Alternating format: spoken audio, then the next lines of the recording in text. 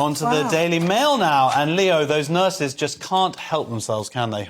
Yeah, so 100,000 nurses braved temperatures as low as -8 degrees C. Should have done this in the summer, really. They should have gone on strike in the summer. But then if you go on strike in the summer, you don't get to ruin people's Christmases and kill chaos, but now everyone all got flu.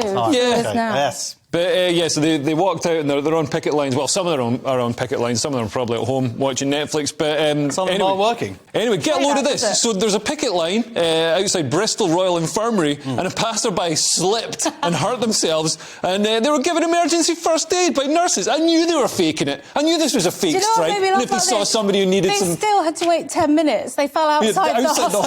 It still wasn't So there's 100,000 nurses there, and it's still... that's how long they had to wait just to get the details. Yeah, nurses I do have more sympathy for because their pay has fallen. Wait, you have sympathy? Yeah. Is this I've got sympathy what am I for hearing? Blue. I think nurses are useful. I think nurses do a good job and the nation actually needs them. And they are underpaid. I think nurses are underpaid. And you can tell that. But I had a look at this. It says Collins pointed out that she thinks nurses are leaving for jobs in supermarkets and retail. But if the average nurse, I googled this, earns 33 to 35k, you don't get that for working in Tesco, do you? Yeah, and working in retail is horrible. Yeah, but I imagine the difference is it's not just a pay thing. I mean, how hard these people work, the stress, literally life and death. Yeah, but a lot of perks, good pension. It's not all doom and gloom.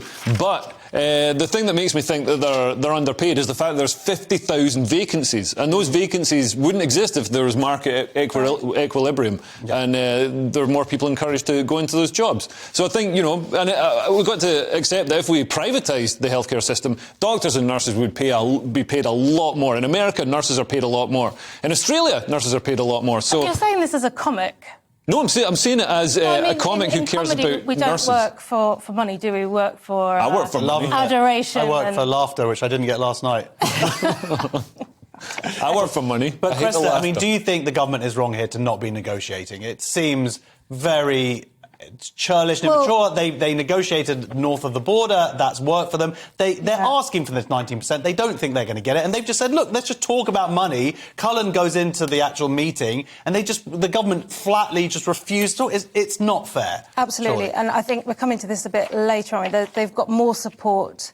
We're coming to it later, but yeah, exactly. The Tories are beginning to turn on Sunak and say, you need to get in the room, you need to sit down. Yeah. You need to have a conversation.